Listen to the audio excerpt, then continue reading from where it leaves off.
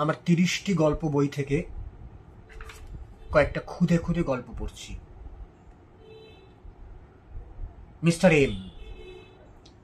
Mister M আজ খুবই বিমর্ষ, বিষণ্ণ। কাউকে বলতেও পারবেন না তার বিষাদের কারণ। নিউজ রুমে যে যার মতো কাজ করছে।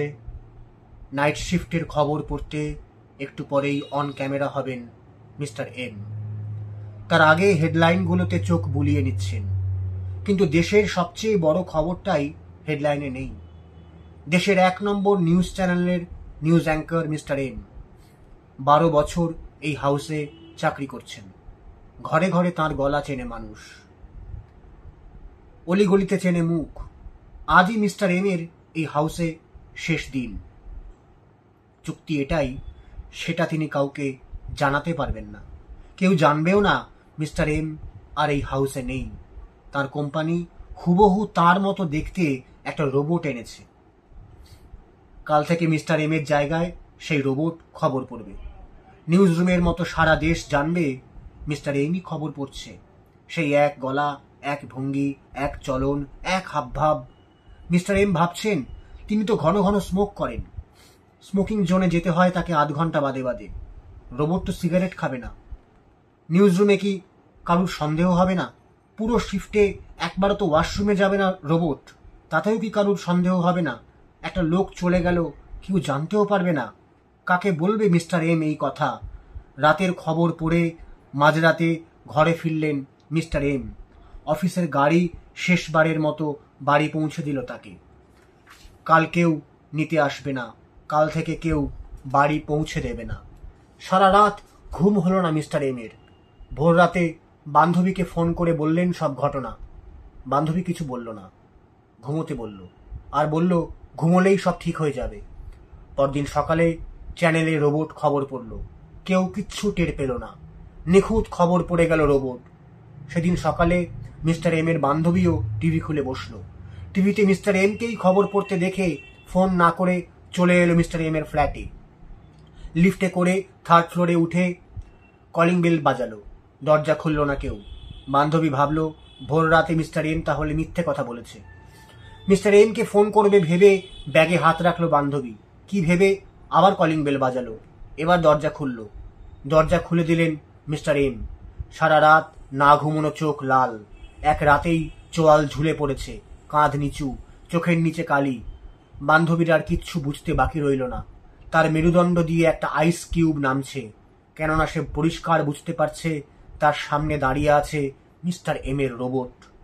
আর সকালে চ্যানেলে খবর পড়েছে মিস্টার এম নিজে। এটা বোঝার পর তো আর এক মুহূর্ত এখানে থাকা যায় না। This place is not safe for her. দ্রুত পিছিয়ে আসে বান্ধবী। লিফটের কোলাপসেবল গেট ঝনঝন করে খোলে। নেমে সোজা চলে যায় চ্যানেলের অফিসে, যেখানে তার অপেক্ষায় বসে আছে মিস্টার এম অথবা মিস্টার এম এর রোবট।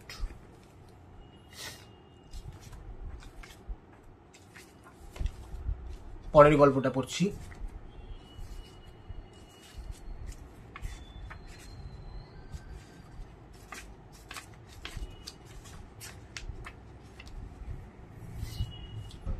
ভ্রূণের স্বপ্ন। আমি যখন বেঁচে ছিলাম তখন দাড়ি রাখতাম না, চুল ছোট করে ছাঁটতাম, মাথায় পরতাম একটা ধূসর রঙের ক্যাপ, আর রাখতাম একটা চওড়া এবং দুপাশে পাকানো গোঁফ। আমি বরাবরই ছিলাম খুব রুগ্ন আর রোগা। ভুগে ভুগে শুকিয়ে কুঁজো হয়ে গেছিলাম। একটু খুঁড়িয়ে হাঁটতাম, 2 পা টেনে টেনে।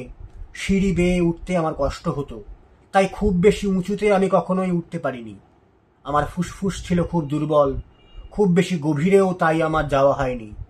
পায়ের শক্তি ছিল কম, তাই এক জায়গায় বেশিক্ষণ অপেক্ষা করা হয়নি। আবার অনেকটা পথ আমি হেঁটেও যেতে পারিনি। রুগ্ন চেহারার কুঁজো আর অল্প ঝুঁকে এবং খুঁড়িয়ে চলা মানুষ হলেও আমার চওড়া আর দুপাশে পাকানো গোঁফের জন্য কেউ কেউ আমাকে দয়া বা করুণা করতে এগিয়ে আসতো না, ভিক্ষে দিতে চাইতো না। লোকে ভাবতো এই লোকটা রোগা, রুগ্ন আর শুকনো ঠিকই, কুঁজো হয়ে ঝুঁকে চলছে, খুঁড়িয়ে হাঁটছে, কিন্তু এ বোধহয় এরকম একসময় ছিল না। হয়তো অন্য কিছু ছিল। করুণার চোখে তাকাতে তারা সাহস পেত না, সম্ভ্রম ভরে তাকাতো, একটু দূর থেকে সম্ভ্রম নিয়ে বলতো, আপনি কি কখনো ডিফেন্সে ছিলেন? আমি হাসতাম। এই গোঁফের কাছ থেকে আরও একটা উপকার আমি বরাবরই পেয়ে এসেছি। এজন্য যে কোনো মানুষের চেয়ে আমি আমার গোঁফের কাছে অনেক বেশি ঋণী এবং কৃতজ্ঞ। আমার জীবন বিভিন্ন গুরুত্বপূর্ণ বস্তু ও বিষয়ের পরপর সারিবদ্ধ ধ্বংসাবশেষ এবং শহীদ বেদি ছাড়া আর কিছু ছিল না। ধ্বংসাবশেষ এবং শহীদ বেদিগুলোর সহাবস্থানেই যেন আমার জীবন এবং আমি ক্রমশ অভ্যস্ত হয়ে উঠেছিলাম। ধ্বংসস্তূপে বসেই আমি এক একটা ধ্বংসাবশেষ জুড়ে জুড়ে চেষ্টা করেছি নতুন কিছু একটা করতে, কিন্তু সম্পর্ক, প্রেম, বন্ধুত্ব, সংসার, সাহচর্য এগুলোর ধ্বংসাবশেষ জুড়ে আমি তেমন কিছু কিন্তু করতে পারিনি। আমি ছিলাম আমার ধ্বংসাবশেষের শোক সঙ্গীত। আমার মনে আছে আমি আমার গোঁফের আরও একটা উপকারের কথা বলছিলাম, সেটাই বলছি।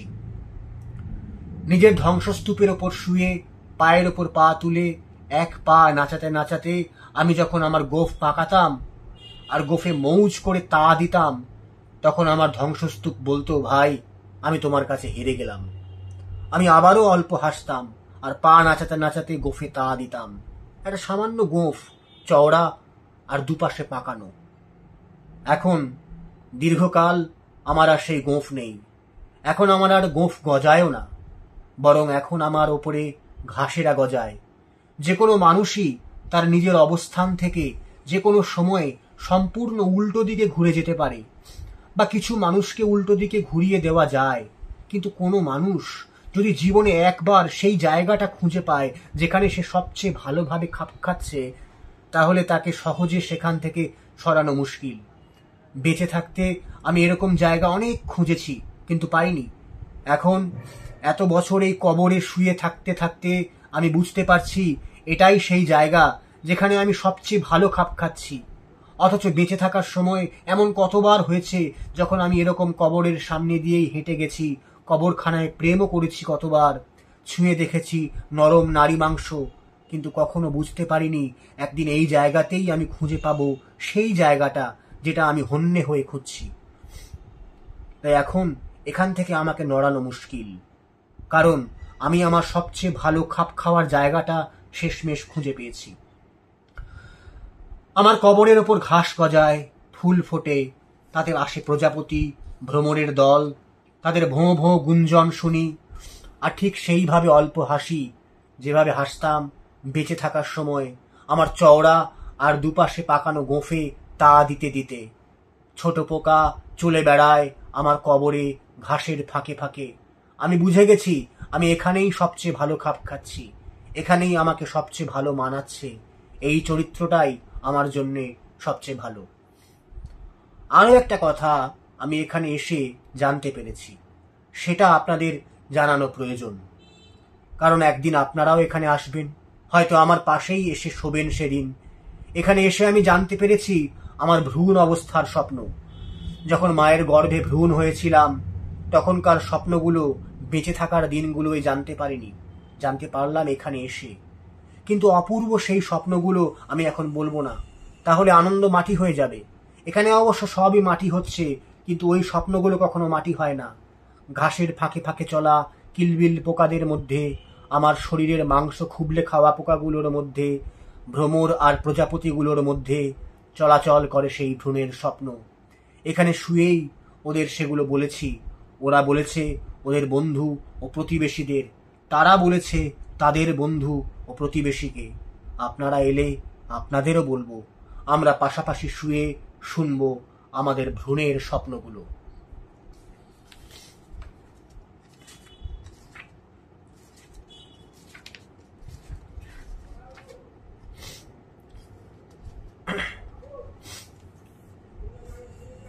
তথাগত।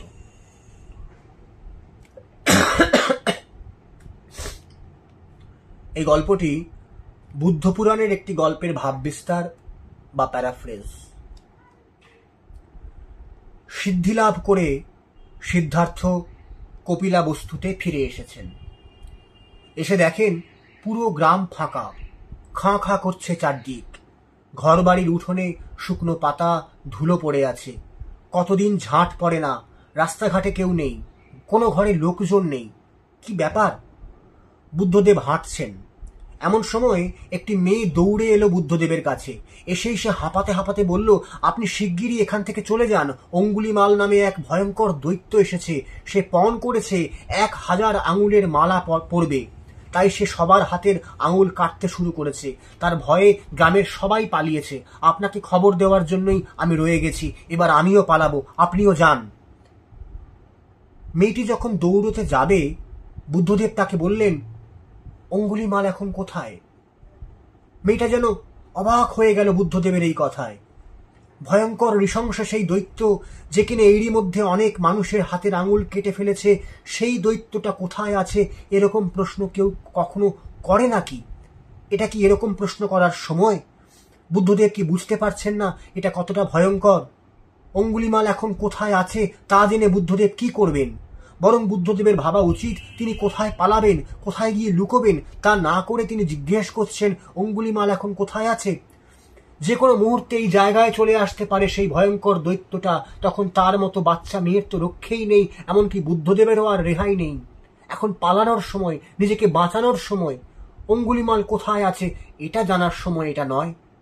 না, সে জানে না অঙ্গুলিমাল এখন কোথায়, জানতে চায়ও না। আর জানলেও সে কখনো তার হদিশ সবাইকে বলে বেড়াতো না, মানুষকে বিপদের মুখে ফেলে দিত না। বুদ্ধদেব এটা কিরকম প্রশ্ন করছেন তাকে? মেয়েটা অবাক হয়ে তাকালো বুদ্ধের শান্ত দুচোখের দিকে। বুদ্ধ বললেন, আমাকে ওর কাছে যেতে হবে, ওর কথা শুনতে হবে। যে এরকম ভয়ঙ্কর কাজ করছে সে নিজে কতটা কষ্ট পাচ্ছে জন্য বলতো। ওর কথাটা তো কেউ শুনছে না, আমাকে শুনতে হবে ওর কথা। মেয়েটা বলল, আপনি ওর কাছে গেলেই ও আপনার হাতের আঙুলগুলো কেটে নেবে, আপনি কেন শুনবেন ওর কথা? মেয়েটির প্রশ্নে বুদ্ধ আবার তার শান্ত দুচোখ মেললেন। তারপর বললেন, যেভাবে শিষ্যদের তিনি বলে যেতেন মুঠো ভরা পত্রাবলীর ন্যায় তার সামান্য জ্ঞান। বুদ্ধদেব বললেন, শুশ্রূষা শব্দের অর্থ জানো? এর অর্থ শুনবার ইচ্ছা। অনেক বছর পরে একদিন এর অর্থ হবে সেবা। তখন লোকে শুশ্রূষা বলতে সেবাকেই বুঝবে। কিন্তু এটা তখনই সম্ভব হবে যদি আমি আজ শুনবার ইচ্ছা রাখি। শুনবার ইচ্ছা থাকলেই তো সেবা হয়। ভালোভাবে যিনি সব শোনেন তিনিই সুশ্রুত। সেজন্যই সুশ্রুত হলেন চিকিৎসকদের দেবতা, কারণ তিনি মন দিয়ে শুনছেন।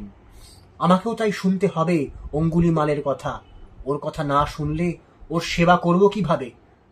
জনশূন্য কপিলাবস্তু থেকে ভয় শূন্য তথাগত হেঁটে গেলেন সেই চরাচরে, যেখানে থাকে সেই ভয়ঙ্কর দৈত্য অঙ্গুলিমাল। 1000 আঙুল কেটে মালা করে পড়বে বলে যে পণ করেছে, গনগনে মধ্য দুপুরের খরতাপ অগ্রাহ্য করে তথাগত একটু দ্রুত হাঁটতে শুরু করলেন।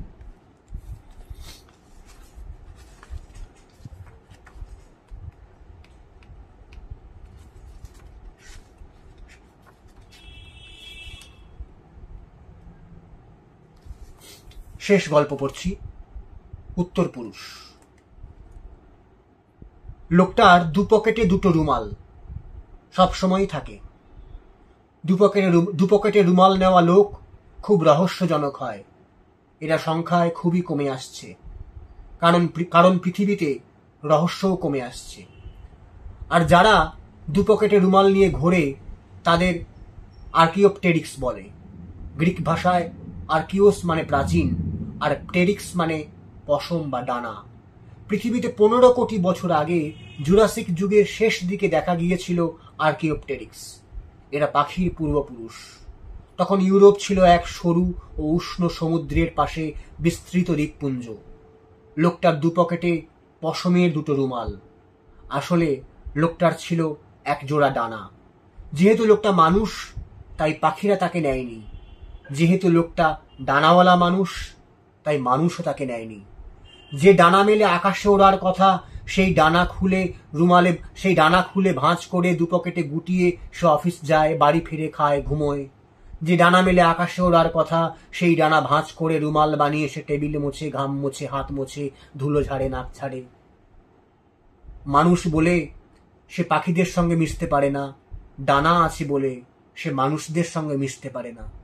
তার দুপকেটের ভেতর ভাঁজ করে রাখা পশমের রুমাল। লোকটা জানে তারা প্রাচীনতম ডানার চিহ্ন। আপনি যদি আপনার আশেপাশে এমন কাউকে দেখেন যে দুপকেটে রুমাল নিয়ে ঘুরছে, জানবেন তাকে পাখিরা দলে নেয়নি, মানুষও মেনে নেয়নি। তারা আর্কিওপটেরিক্সের উত্তর পুরুষ।